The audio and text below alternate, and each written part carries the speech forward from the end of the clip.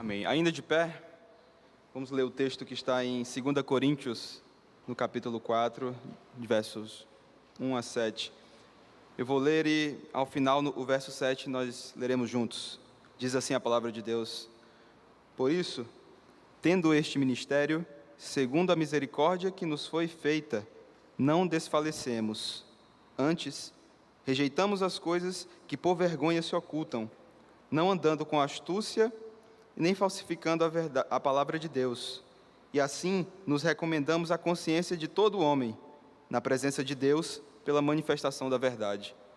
Mas, se ainda o nosso evangelho está encoberto, para os que se perdem está encoberto, nos quais o Deus deste século cegou o entendimento dos incrédulos, para que lhes não resplandeça a luz do evangelho da glória de Cristo, que é a imagem de Deus. Porque não nos pregamos a nós mesmos, mas a Cristo Jesus, o Senhor. E nós somos vossos servos por amor de Jesus. Porque Deus, que disse que das trevas resplandece a luz, é quem resplandeceu em nossos corações para a iluminação do conhecimento da glória de Deus, na face de Jesus Cristo. Juntos agora? Temos, porém, este tesouro em vasos de barro, para que a excelência do poder seja de Deus e não de nós mesmos. Amém? Você pode se assentar.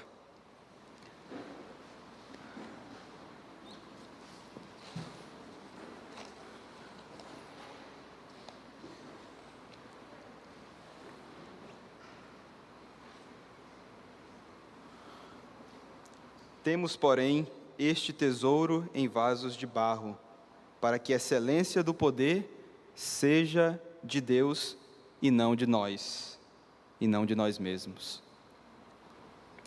Estas são as palavras que o apóstolo Paulo escreve à igreja de Corinto, uma igreja muito famosa dos crentes, né?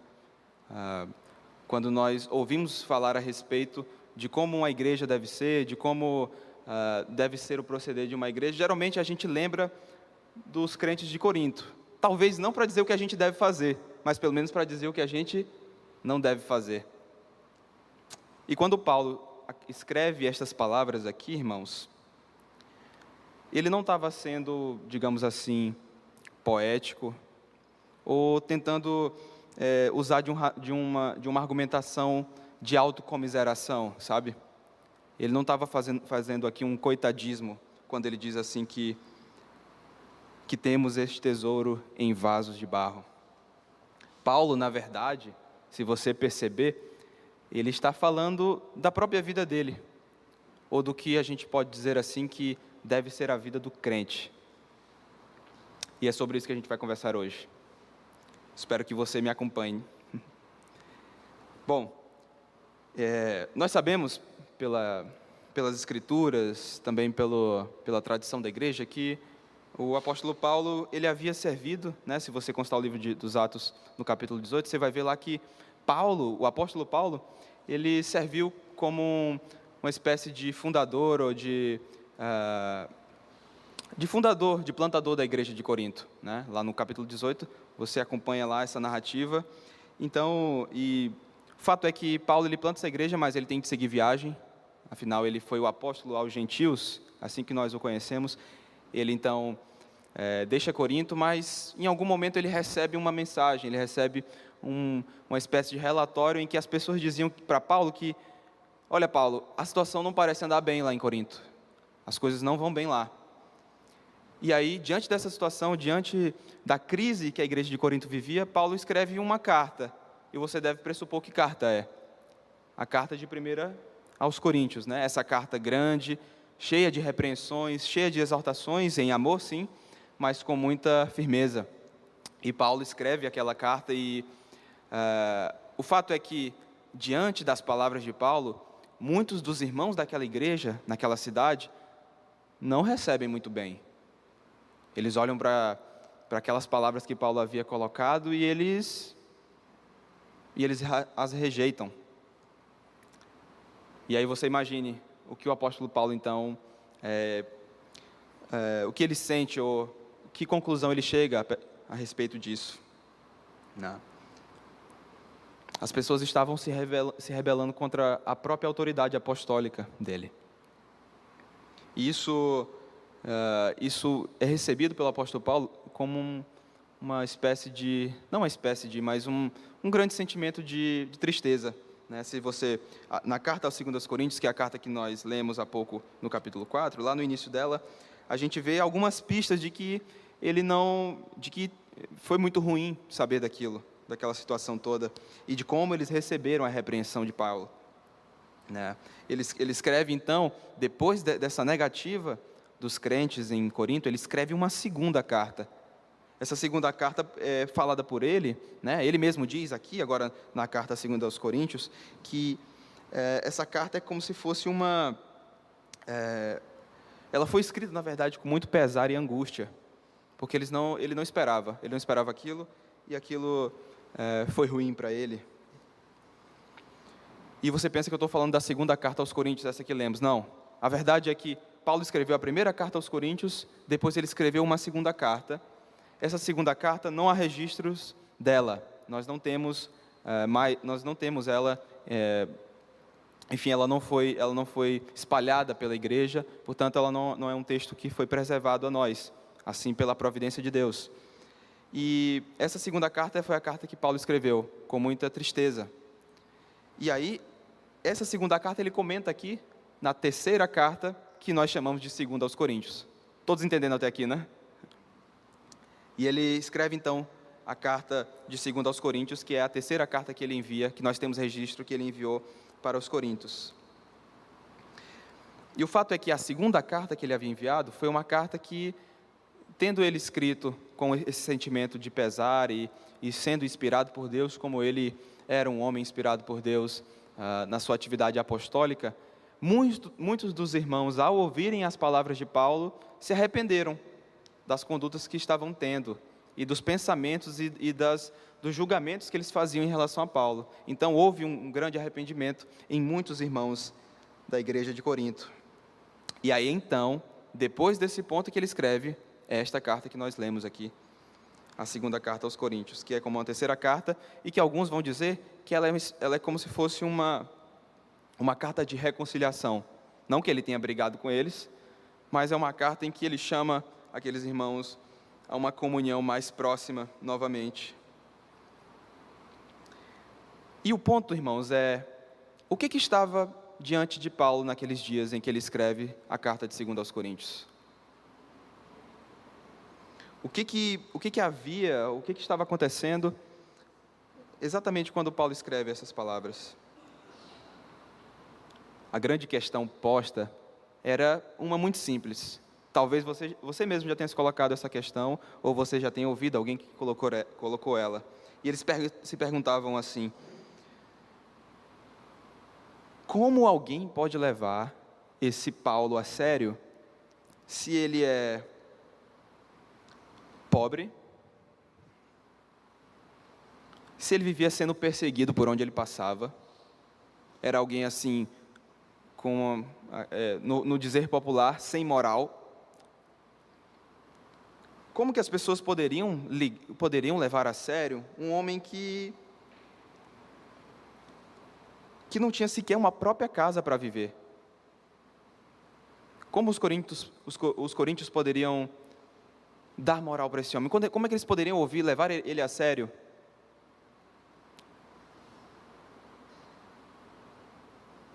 Então Paulo faz isso nessa carta. Ele vai começar a dar aqui para a gente.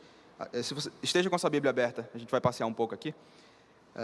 Você começa a ver, a partir do capítulo 1 de 2 Coríntios, ele dando um montão dessas, não justificativas, mas ele vai começando a colocar na cabeça dos coríntios assim: olha, quando vocês estão se fazendo essas perguntas, ok, mas deixa eu dizer para vocês, o que vocês devem ter em mente quando pensam nessas coisas, ou quando pensam em mim. No capítulo 2, o verso 17, ele diz assim: olha, porque nós não somos como muitos, falsificadores da palavra de Deus. Antes falamos de Cristo com sinceridade, como de Deus, na presença de Deus. Mais à frente, no capítulo 3, no verso 1, ele até se questiona assim: olha, será que fazendo assim, será que argumentando assim, ele não estaria aqui escrevendo uma espécie de carta de recomendação de si mesmo? Você já viu alguém fazer isso? Você vai numa entrevista de emprego e aquela pessoa procura de você uma carta de recomendação. Aí você diz assim, não, a carta de recomendação está aqui. Aí você chega ao final da carta de recomendação, está escrita por você mesmo, né? E Paulo se pergunta isso, a título argumentativo. Será que... ele até se pergunta se ele está fazendo isso, nessa carta aqui, fazendo uma recomendação dele mesmo, da autoridade dele, do que ele é. Então, e aí ele até cita, ainda a título de argumentação, olha assim, olha, se eu tenho uma carta de recomendação, a carta de recomendação são vocês mesmos. É a igreja de Corinto, que eu estive aqui quando ela nasceu. Que eu estive aí quando ela nasceu. Que a igreja de Corinto era um excelente exemplo de carta de recomendação. E o fundamento é interessante que ele coloca. Diz assim, lá no capítulo 3, que ela não foi escrita com tinta. Então não foi uma carta que ele escreveu e colocou lá o nome dele no final. Mas foi pelo Espírito de Deus, não em tábuas de pedra, mas gravada no coração daquela comunidade. Os irmãos que têm familiaridade com o texto bíblico sabem bem quem Paulo está citando aqui. O profeta Jeremias, no capítulo 31, quando ele disse que Deus haveria de escrever a sua lei no nosso coração. E a gente não precisaria mais um ensinar ao outro, porque todos conheceriam a Deus.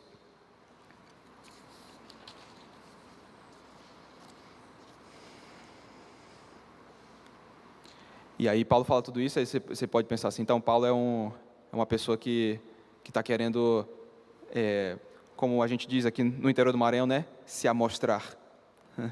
E não é isso que Paulo está fazendo. Inclusive ele fala no verso 5 assim, que ele não pode reivindicar, mesmo que ele tenha essas coisas, ele não pode reivindicar nada disso. Porque no fim das contas, os méritos não são dele, mas essa capacidade, tudo isso que ele tem vem totalmente de Deus. Enfim, Paulo está dando uma série de razões aqui a respeito do seu ministério, de como Deus está agindo no meio da igreja, que apesar de ele ter algum crédito aí, não vem no fim das contas dele, mas vem de Deus. E aí é então que a gente chega em 2 Coríntios capítulo 4, verso 1 a 7. Os irmãos que estão do meu pequeno grupo sabem que eu passo um tempão assim, só contextualizando, para depois eu entrar na minha pregação, é algo que eu sempre faço. E eu não pedi licença, né, mas aqui atrasado eu peço licença aos irmãos. Mas assim, no texto que a gente leu agora então, ele diz, a partir do verso 1 do capítulo 4, por isso, tendo este ministério, segundo a misericórdia que nos foi feita, nós não desfalecemos. Antes rejeitamos as coisas que por vergonha se ocultam, não andando com astúcia nem falsificando a palavra de Deus. Assim, nos recomendamos a consciência de todo homem, na presença de Deus, pela manifestação da verdade. Mas, se ainda assim o nosso evangelho está encoberto, para os que se perdem, ele está encoberto, nos quais o Deus deste século cegou os entendimentos dos incrédulos, para que lhes não resplandeça a luz do evangelho da glória de Cristo, que é a imagem de Deus. Porque não nos pregamos a nós mesmos, mas a Cristo Jesus, o Senhor. E nós mesmos somos vossos servos por amor de Jesus. Verso 6, acompanhe comigo. Porque Deus, que disse que das trevas resplandece a luz, é quem resplandeceu em nossos corações, para a iluminação do conhecimento da glória de Deus na face de Jesus. E o versículo chave da nossa reflexão de hoje. Nós temos, porém, esse tesouro que a gente vinha comentando aqui, nós temos ele em vasos de barro, para que a excelência do poder seja de Deus e não de nós.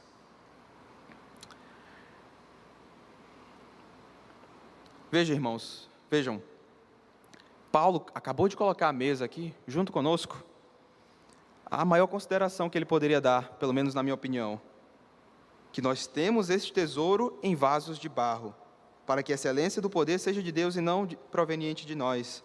É como se ele estivesse dizendo, eu poderia falar de credenciais, eu poderia falar dos frutos do meu ministério, poderia até apontar para vocês mesmo, Coríntios, como prova do que eu ando fazendo. No entanto, no fim das contas, eu sou apenas um vaso de barro. Você já se chamou assim, algum dia? Alguém te pediu para se apresentar e você disse assim: meu nome é tal, tal, eu sou um vaso de barro. Alguns diriam que seria muito,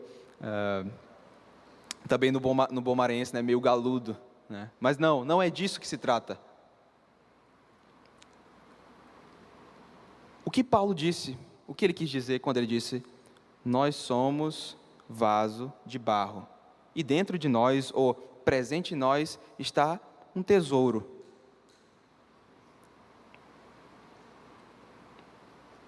Paulo está falando aqui, sabe o quê? Que não importa o currículo dele, não importa nem sequer ele mesmo. Tem gente por aí na rua que diz assim: olha, o meu valor não é o que eu faço, o meu valor não é o que eu tenho, o meu valor sou eu mesmo. A verdade que a palavra de Deus coloca para a gente aqui é que o valor não é nem a gente mesmo. O valor verdadeiro é um tesouro que repousa sobre os crentes. Paulo está colocando aqui diante de nós, irmãos, um contraste muito profundo e muito presente, que deve ser presente na vida cristã. E se você não sabe disso até hoje, coloque isso de uma vez por todas em seu coração. Que o importante não é o obreiro, mas a obra. Que o que importa, ou que a glória não está no crente, mas na fé que ele guarda. Que o valioso não é o vaso, mas é o tesouro nele contido. Vaso de barro. A palavra que o apóstolo usa aqui, obviamente no grego, ela tem um sentido muito específico para aqueles. Ela teve um sentido muito específico para aqueles irmãos em Corinto quando leram. Todos nós aqui, quando pensamos num vaso de barro, pensamos num vaso de barro comum, né? Talvez, eu acho que no nosso contexto aqui, a gente nem use mais vasos de barro, né? A não ser a avó da minha esposa que só usa um filtro de barro lá na casa dela, porque ela disse que nenhuma água presta, só a água que passa naquele filtro de barro. Alguns irmãos se identificaram com isso aqui. O certo é que o vaso de barro para nós é uma coisa genérica, enfim, mas para os coríntios ali havia um sentido muito específico, havia um sentido muito específico do vaso de barro. E esse sentido era o sentido de que na cidade de Corinto havia muita produção de cerâmica, né? Inclusive era conhecido no mundo antigo como a cerâmica coríntia, né? E ela era uma cerâmica diferente da cerâmica, os vasos de barro de Corinto, eles eram diferentes dos vasos de bronze romanos, os mais desejados pelas pessoas. Então, o que a gente tinha era um vaso, sim, mas um vaso pior do que a média, né? Quando a gente diz, por exemplo, que algo a gente dizia, né, que algo era do Paraguai ou da China, não tem exatamente o mesmo sentido, mas a gente pode aqui fazer alguma aproximação que eles talvez estivessem pensando em algo assim, de pouco valor mesmo, de muito pouco valor, quando eles pensam nesse vaso de barro. E os coríntios jamais usariam esses vasos para guardar algo muito precioso. Jamais usariam. E Paulo está dizendo aqui: nós somos esses vasos aí, que vocês fazem aqui, que são super frágeis, que qualquer coisa eles se quebram, né? E vaso de barro é assim mesmo. Se você der uma queda nele, pelo menos eu penso, né? Eu não uso vaso de barro. Se você der uma queda de um vaso de barro, ele quebra. Os vasos da cidade de Corinto eram assim. Eles eram frágeis e não eram usados para guardar algo de grande valor. E Paulo usa isso aqui ainda com outro sentido. E eu quero que você preste atenção nisso, que o vaso ele é feito de barro. E o que veio do barro? Segundo as Escrituras. Veio do pó, né, da terra, o homem. O ser humano foi feito do pó da terra. E durante a nossa vida, cada um de nós aqui experimenta essa fragilidade, que é ser pó. Essa perecibilidade, por que não? ao que parece, temos pouco valor diante do grande, poderoso, onipotente e eterno Criador. E, no entanto, essa é a beleza desse texto, é que Deus toma essa forma humana, aparentemente insignificante, e derrama sobre ela uma revelação grandiosa, que é o seu glorioso Evangelho do seu Filho unigênito. Amém? Deus pega aquilo que é de mais precioso em toda a sua criação, a glória mais profunda que pode existir, a notícia mais preciosa que o mundo já viu, e Ele deposita na coisa mais simples que pode existir. Ele deposita ela em nós e confia em nós. Eu não sei você, mas essa verdade me constrange. Como pode Deus ter pegado aquilo que mais de precioso há, ou existe, ou existiu, e depositou em nós?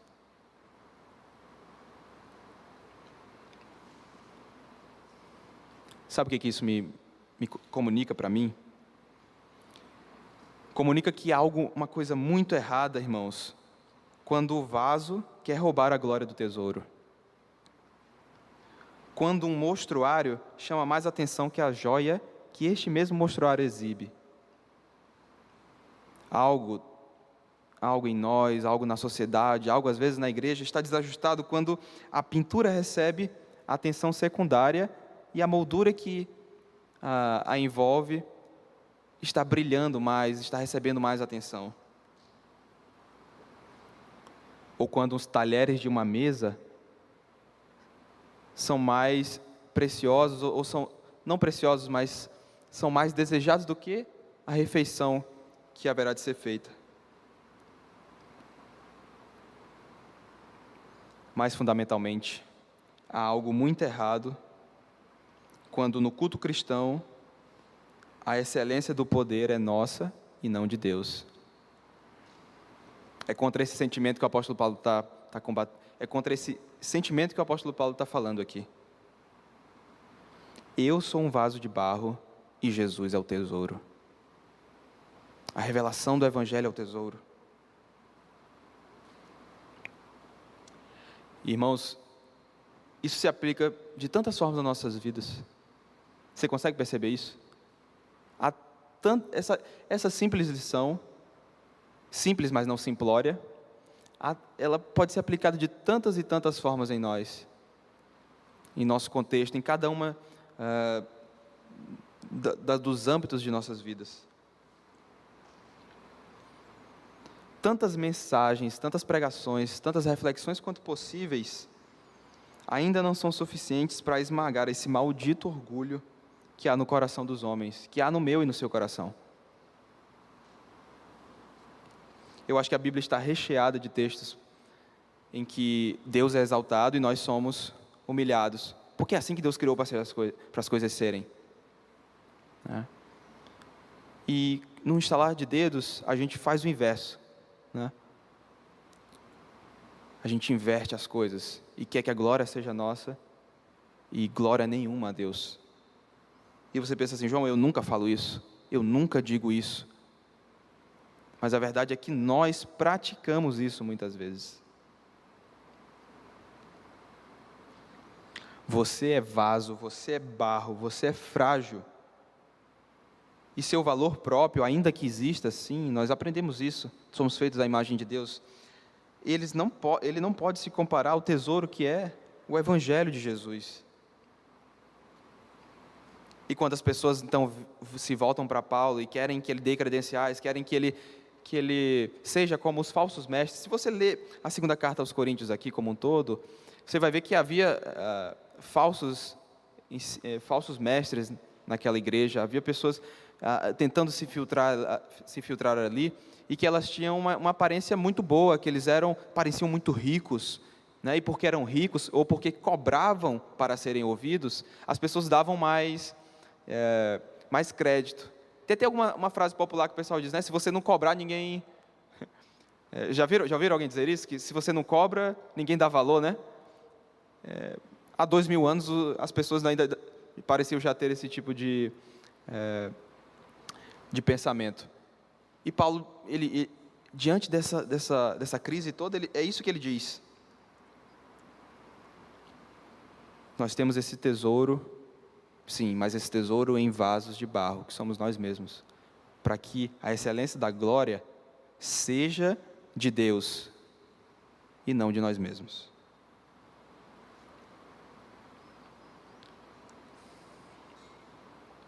Eu não deixo de notar aqui, irmãos, se você ainda está me acompanhando, que o livro do profeta Jeremias, que eu falei há pouco, que Paulo cita aqui, né, quando ele citou lá que naqueles irmãos em Corinto estava gravado no coração deles, né, as credenciais, a conversão deles, que Jesus estava fazendo uma obra, que o Espírito Santo habitava no coração daqueles homens. Ainda com referência ao profeta Jeremias, eu não poderia deixar de notar que me parece que aqui indiretamente está sendo citado o capítulo 18, dos versos 1 a 6, do livro do profeta Jeremias, que diz assim: a palavra do Senhor veio a Jeremias, dizendo: levanta-te e desce à casa do oleiro, e lá te farei ouvir as minhas palavras. E Jeremias então desce à casa do oleiro, e eis que o oleiro estava fazendo sua obra sobre as rodas. Como o vaso que ele fazia de barro quebrou-se na mão do oleiro, tornou a fazer dele outro vaso, conforme o que pareceu bem aos olhos de quem? Do oleiro fazer. Então veio a mim a palavra do Senhor dizendo: olha, Jeremias, não poderei eu fazer de vós mesmos não poderei eu fazer de vós como fez este oleiro, ó casa de Israel, diz o Senhor. Será que Deus pode fazer como o oleiro faz com os vasos? Será que Ele pode fazer isso conosco? Certamente que sim. Certamente que sim. Eis que, como barro na mão do oleiro, assim sois vós na minha mão, ó casa de Israel.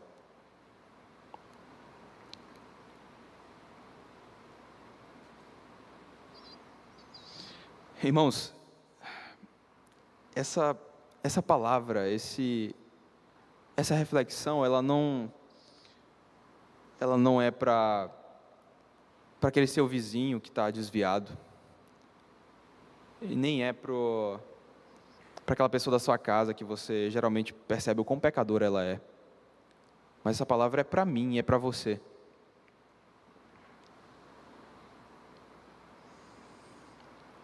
Você tem a oportunidade de, ao ler a Escritura de Deus, ao ver esta sentença, ao ouvir esta mensagem que o apóstolo Paulo nos dá, e que acabei de ler também o profeta Jeremias nos escreveu, você tem a oportunidade de refletir a respeito de sua própria vida. Muitas vezes a gente é rodeado por uma espécie, a gente é permeado por um orgulho, que ele vai se inflando cada vez mais, né? À medida que a gente faz certas coisas. Eu estava falando aqui do exemplo de Paulo, e eu poderia falar, por exemplo, do exemplo de qualquer um de nós que, por exemplo, em algum momento sirva na igreja. Quantos aqui estão envolvidos no serviço na nossa igreja? Amém? Quando nós nos envolvemos no serviço da igreja, sabe o que o diabo, com muita facilidade, quer plantar em nossos corações, se a gente der lugar para ele? É que na medida em que a gente começa a fazer uma coisa, e a gente tem algum nível de prática naquela coisa, a gente é melhor do que os outros no que a gente faz. E diante de nós, os outros têm que calar a boca e ouvir o que a gente está dizendo, porque quem tem experiência sou eu.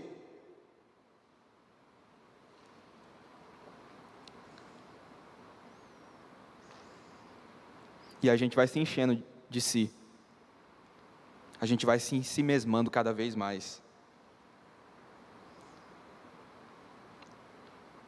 Mas não tarda o dia, irmãos, e glória a Deus por isso, não tarda o dia que o oleiro quebrará o vaso e tornará a fazê-lo novamente.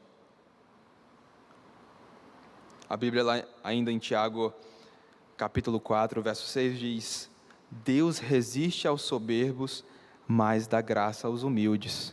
Se pensa numa coisa que Deus não gosta, é de soberba, é de quem se acha melhor do que os outros. E numa igreja como a nossa, que a gente tem crescido, os nossos ministérios têm se multiplicado, isso é muito natural que a gente comece a lidar com esse tipo de problema em nossos corações. Não estou falando de ninguém mais, estou falando de mim mesmo, estou falando de você. Quando uma igreja começa a atuar, naturalmente ela começa a lidar com esses problemas. Faz parte, muitas vezes, é a consequência natural dos nossos corações que ainda pecam. Mas a boa notícia é uma só, é que nessa noite você tem a oportunidade de abandonar isso, esse projeto pessoal, que milita contra o brilho do Evangelho, a luz do Evangelho na sua vida. Esse plano que te põe em destaque e trabalha para esconder a glória de Deus. Quando a gente é orgulhoso, o que a gente faz, na verdade, é tentar esconder o Evangelho, tentar esconder a glória de Deus e colocar a nossa própria glória. E Deus não está interessado, irmãos, em vaso de bronze, como os romanos gostavam. Deus está interessado em vaso de barro. É em vaso de barro que Deus escolheu colocar a sua glória, a glória do Evangelho. Deus tem seus mistérios, né? Por que Deus escolhe essas coisas? Por que Deus escolheu essas coisas menores, essas coisas menos vistosas para usar?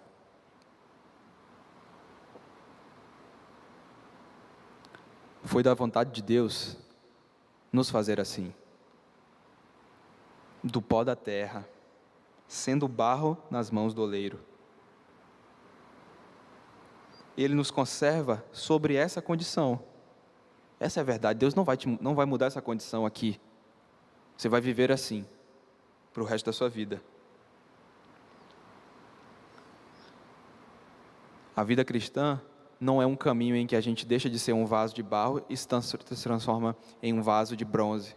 Não. É a trajetória inteira sendo vaso de barro.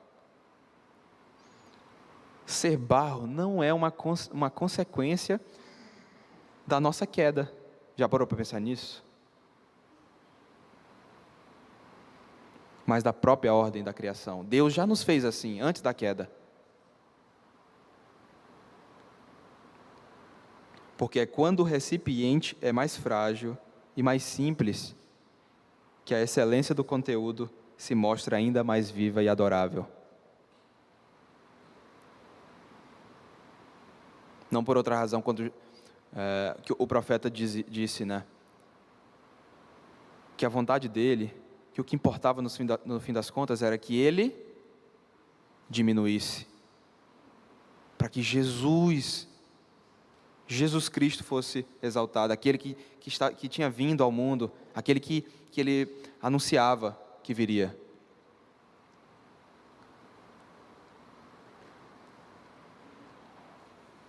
Eu falava de Paulo. E se você vê a biografia de Paulo, contida nas Escrituras, a Escritura não é a biografia de Paulo, mas aqui há traços da biografia dele. Se você perceber, Paulo abraçou essa condição. E seu júbilo estava no tesouro que nele repousava, a glória do Evangelho de Jesus. Nenhuma credencial, irmãos, poderia ser colocada diante dessa. Paulo estava convicto disso. Ele era vaso, e nele repousava o tesouro da glória de Deus revelada na face de Jesus Cristo. Nada além disso. E meu desejo para você nessa noite é esse. que você abrace a sua condição de vaso de barro. Em tudo que você fizer. Essa pregação se aplica, talvez de forma mais direta, ao serviço na igreja, porque esse é o contexto imediato que Paulo põe aqui, né, o serviço entre os crentes. Mas pode se aplicar nas várias áreas da sua vida, na sua vida profissional,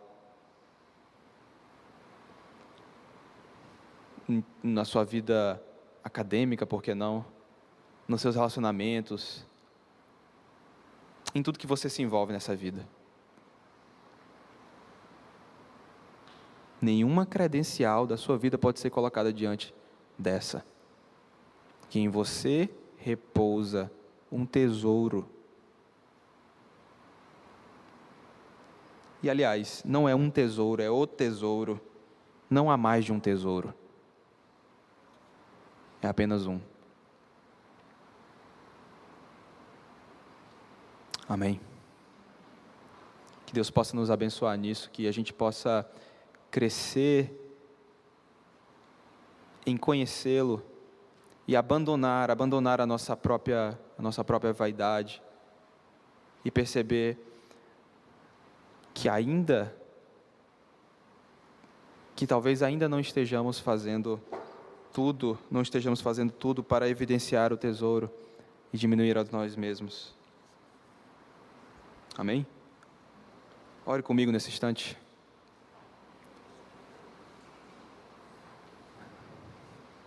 Senhor, nós nos colocamos diante de Ti, Pai, com essa reflexão que aqui acabamos de ter, pedindo, Senhor, que não nos rejeite. Certamente o Senhor não nos rejeitará, porque, Senhor, se há vaidade, se há orgulho, Senhor, se há qualquer tentativa de subverter essa ordem que a Tua palavra nos coloca, de que o Senhor colocou o tesouro em nós e que nós somos um vaso de barro. Se há qualquer tentativa de perverter, Senhor, essa realidade, que o Senhor nos quebre e nos refaça de novo. Porque, Pai, certamente não deixaremos de ser vasos, mas nós queremos ser um vaso nas mãos do oleiro, Senhor. Queremos ser um vaso que bem guarda o tesouro, para que as pessoas possam, Senhor, reconhecer e ver e glorificar o Teu nome, Senhor, para que elas possam ser atraídas por Ti. Queremos ser, Senhor, dominados, queremos ser governados pelo Teu Espírito, porque como o próprio apóstolo Paulo fala em 2 Coríntios, onde o Teu Espírito está, Senhor, ali há liberdade. E nós queremos desfrutar, queremos provar disso, Senhor. Senhor, se ainda há em nós, talvez, algo encoberto, Senhor, se a gente não consegue, à primeira vista, verificar onde estamos pecando, Senhor, nos mostra nessa noite. Nos mostra, porque, Senhor, não queremos continuar na condição que estamos. Nós queremos ser, Senhor, lavados pelo Teu sangue. Afinal, fomos lavados pelo Teu sangue, mas queremos, Senhor, dia após dia crescer em santidade. Nos ajuda. Nós confiamos e sabemos que o Senhor é fiel, e que o Senhor é justo, que o Senhor é bom, e que o Senhor cuida de nós. Portanto, Senhor, o que nós podemos fazer aqui é entregar nossas vidas mais uma vez e reconhecer nosso pecado. Que Teu nome seja engrandecido, Deus. Que Teu nome seja engrandecido. Engrandece o Teu nome e não o nosso.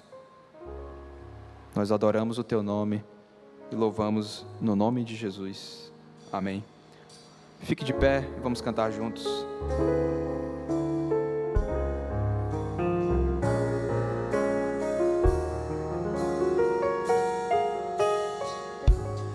Eu quero ser Senhor amado,